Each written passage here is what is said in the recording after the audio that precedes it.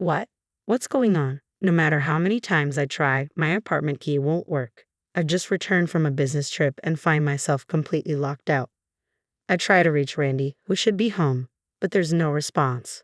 Peeking through the keyhole, I see that the apartment is empty. I'm sure I'm at the right place, so what's going on? Where's my stuff?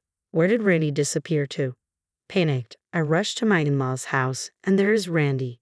As soon as I arrive, Randy looks at me and says, "Who are you?" Speechless, I watch as Randy smirks triumphantly. I could never have imagined the ending that awaited me. My name is Sharen, and I am 32 years old. I am a working housewife living with Randy. We've been married for 3 years. Randy was originally a colleague at work, and we were fierce competitors. He was a good rival, but also my biggest supporter. It didn't take long for us to start dating, and we got engaged after a year. But there was one thing that worried me about getting married. It was something Randy said as we were about to register our marriage. "Sharon, I'm thinking of quitting my job after we get married." "What? Quitting your job? Why would you do that?" I asked, stunned. "Actually, I've been thinking about this for a while. I want to use my experience to start my own company." "Your own company?" "Yeah, I want to start a business and do something bigger. So please let me give it my best shot." He bowed his head, and I could see the sincerity in his eyes. I didn't know how to respond. I wanted to support Randy as his biggest advocate, but quitting his job to start a business was a huge risk. We were married now, and I hoped to have kids someday. Was it really necessary to sacrifice our stable life for this dream? I couldn't voice my concerns to Randy. In the end, he quit his job as soon as we got married and used all our savings to start a staffing agency. People often said, "Wow, Randy is amazing. Aren't you proud your husband is a CEO?" But I didn't feel that way at all. My female colleagues, especially my good friend Marilyn, seemed to understand my unease. "Starting a business right after getting married is too risky," Marilyn often said, echoing my thoughts. I agree with you, Marilyn. I wanted to say no, but I couldn't. Be careful, Sharon. Randy tends to push things through based on his mood. I know, I've seen him make mistakes at work because of that. You'll have to keep an eye on him, Sharon. I will. I'll listen to him regularly and do what I can. But the truth is, I've only ever done my current job, so the world of entrepreneurship is completely unknown to me. Why did Randy suddenly want to start a business, and why a staffing agency? I asked, but Randy never gave me a clear answer. Though Randy had started his own company, it seemed he hadn't thought things through. He hired several employees right off the bat, but with little work coming in, the labor costs were skyrocketing.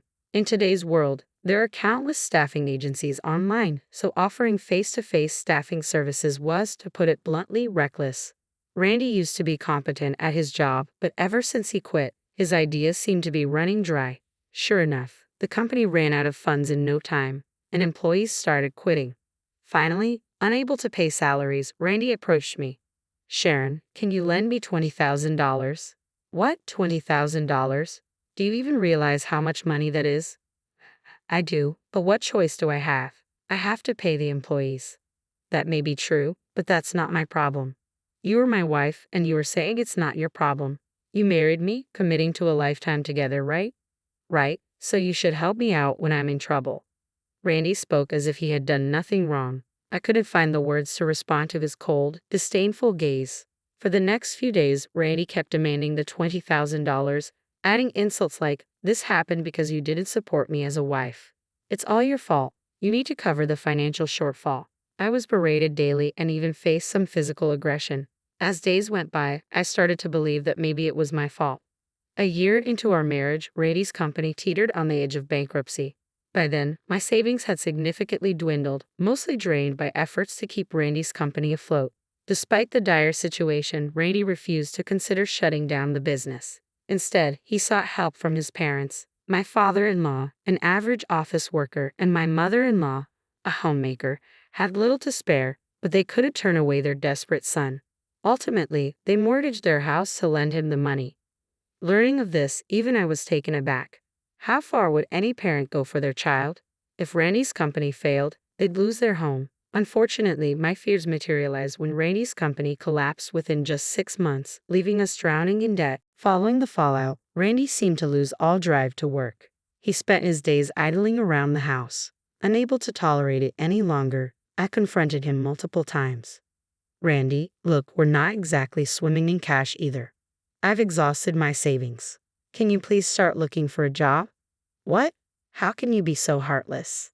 I'm devastated after losing my company. This is not the time for that. We owe money to your parents. They'll be fine. Their house is collateral. Do you even understand what that means? If things continue like this, they'll lose their house. It doesn't matter to us. My parents are old. They might as well be useful for once. I can't believe this. I never thought you'd be this kind of person. From that point on, cracks began to appear in our marriage. It's been about 6 months since Randy's company went bankrupt, and he shows no signs of finding a job. He's doing day labor once a week and spending all the money on himself. I've been dipping into my savings and cutting corners to make ends meet. Then one day, during a break at work, my mother-in-law called. Ah, Sharen, sorry for the sudden call, but I need to talk to you. Hello, mother-in-law. What's going on? Could you lend us some money? If we can't pay back the loan by the end of the month, we lose our house. It seemed my worst fears were coming true. I told my mother-in-law, let me think about it. I've already talked to Randy, but he said, I don't have any money. If you lose the house, so be it. What? Randy said that? What should we do, Sharen? We're going to lose our home. Calm down, I have an idea. After hanging up, I called my father, who answered immediately. Hey Dad, it's Sharen. Ah, a long time, not talk. How are you? I'm fine, but there's a problem. What happened? Randy's company went bankrupt, and now his parents might lose their house. What? Why? After explaining the situation, my father agreed to help financially, even though Randy was clearly at fault.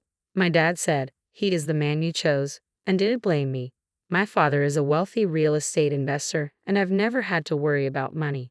The rental income alone is a considerable amount, so to be honest, I never had any problems making ends meet until I got married. But when I got a job, I decided to be financially independent and refuse any support from him.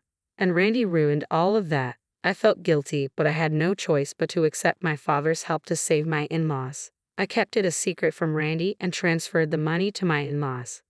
Why didn't I tell Randy? I've only told him that my dad is a real estate agent. If he found out about my father's wealth, I feared he'd change his attitude and start demanding money. If that happened, it would be the end of us. If we are going to continue living together, I don't want to grow to resent Randy. That's why I have to keep my father's wealth a secret from him. To avoid hurting my beloved parents and in-laws, I chose to continue my relationship with Randy. When I told my mother-in-law about my father's financial help, she said, Are you sure? You and your father saved us. It's fine. I'd rather avoid any unnecessary drama. All right, if you say so, we'll pay back the money, even if it takes time. Don't worry, I'll help with that too.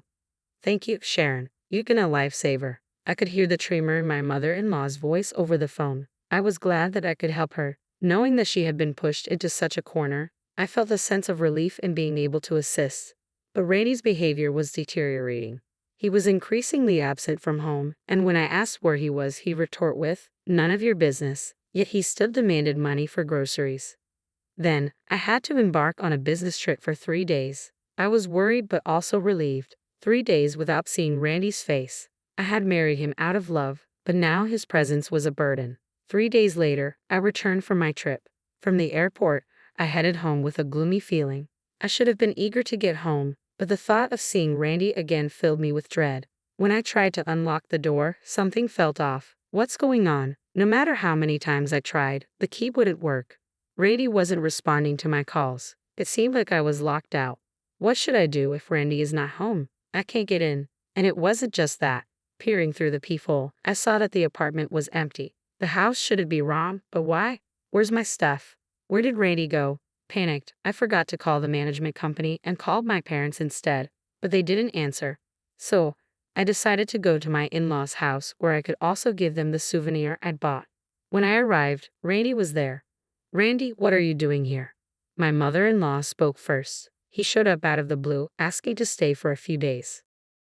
What, Randy? What's going on? I couldn't get into our apartment.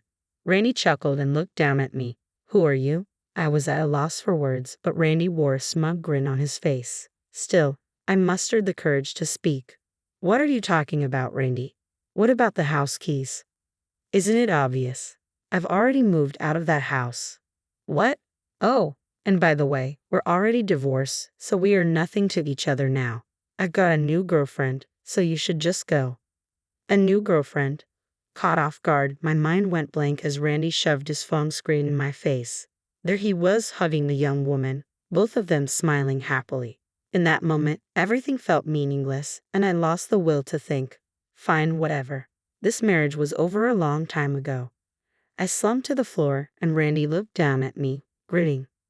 Then, with a loud smack, Randy fell to the ground. His mother-in-law had slapped him. What? Mother, what are you doing? What have you done, young man?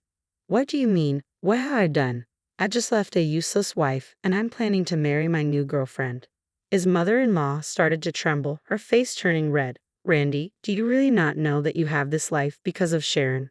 When your business was failing and this house was about to be foreclosed, Sharen asked her father for a loan. My father-in-law did what Randy was visibly shocked, probably never expecting this. His mother-in-law didn't hold back. And yet you, how much trouble do you need to cause others to be satisfied, Randy? Even your mistress grew tired of you and disappeared. Serves you right, this is the fate of a man who lived only for himself. After the divorce, I moved back in with my parents. They're worried about me, fresh out of a failed marriage, but truth be told, I have no regrets. I have a job and a loving family who stand by my side. That alone makes me feel truly blessed. From now on, I want to live my life to the fullest for the people who truly care about me.